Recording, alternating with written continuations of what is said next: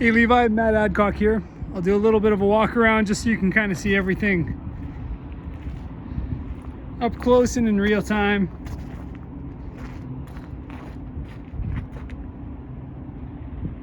Got a little bit of a glass insert in your door. You can kind of peek through the door a little bit. You got fenders.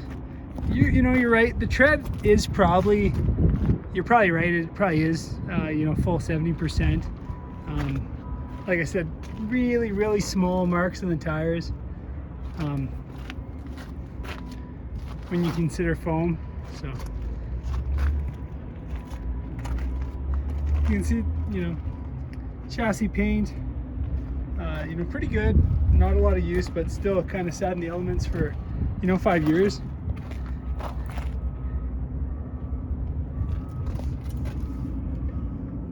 Looks nice and dry inside. Hub seals are really common leaks with telehandlers. Not big deals, but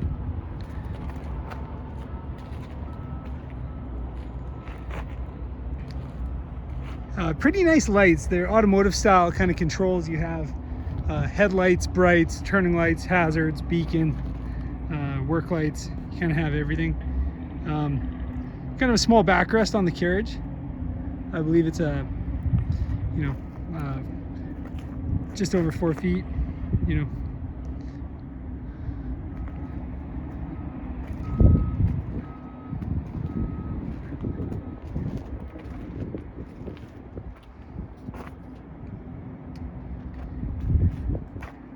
chrome tubing looks pretty good. A little bit of rust on outrigger manifolds. They get banged up a little bit.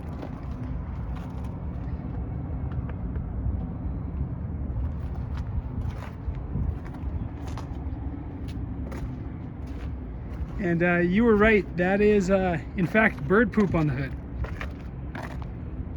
So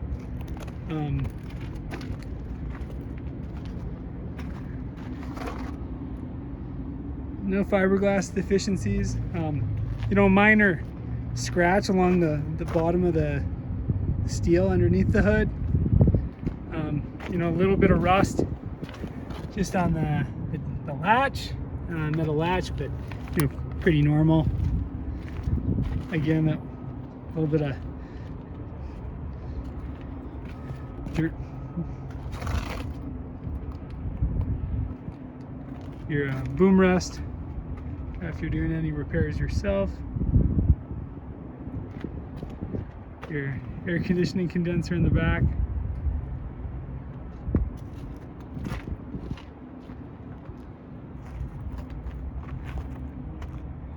A little bit of a chunk in the tire there.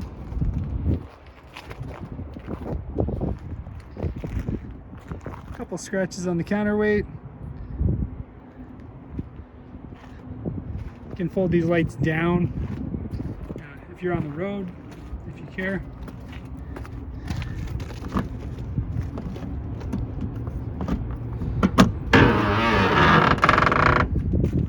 Your engine's pretty clean.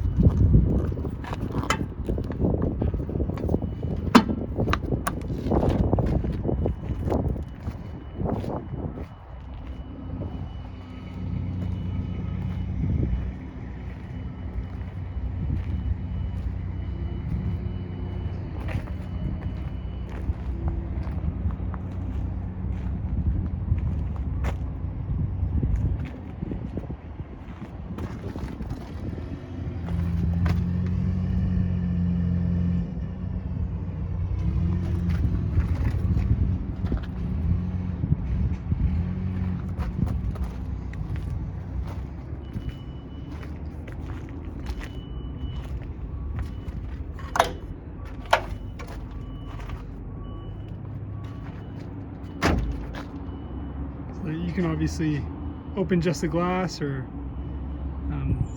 both, top and bottom part of the door. Your heat and AC dial is actually in the bottom, which is kind of random. It's a suspension seat, so you know, it can go up and down, and it can also slide forward.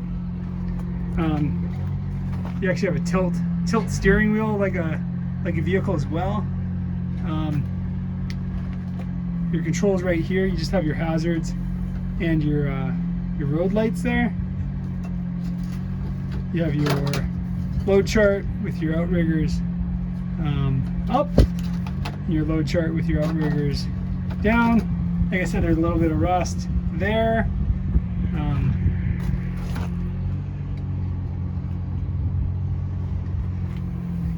Into the machine, you can see your boom's pretty low. You can kind of, if you're driving with your boom down, you have glass kind of 360 degrees around your machine there.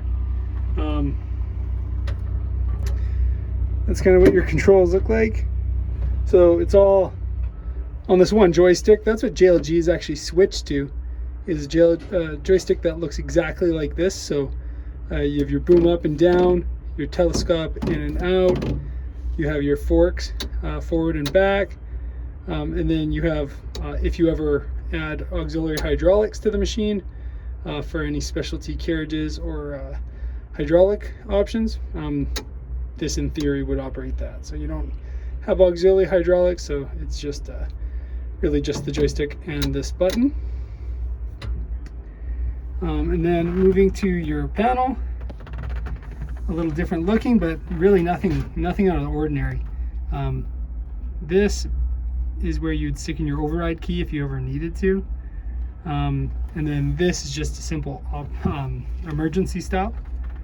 And then this would be your frame sway, so left and right.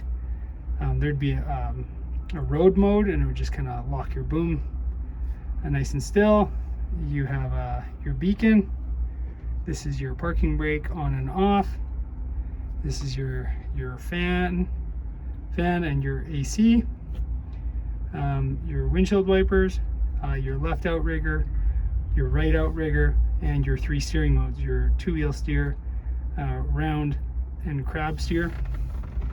Really, it's just that.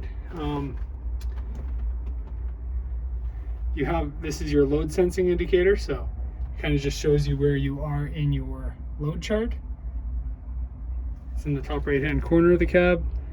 And then your forward, neutral, and reverse. Hydrostatic transmission, you just have 2 gears there. You have a steering knob, and then you can actually access your headlights and your brights by turning this. Same with your windshield wiper. And then you have a rear wiper with a button. You know, kind of another cab light. Behind your seat, you have operator manual. You have a cup holder. You have a speaker, and you have an area that if you wanted to throw in a CD player, you would also have a CD player. So I think that concludes all the options in the cab.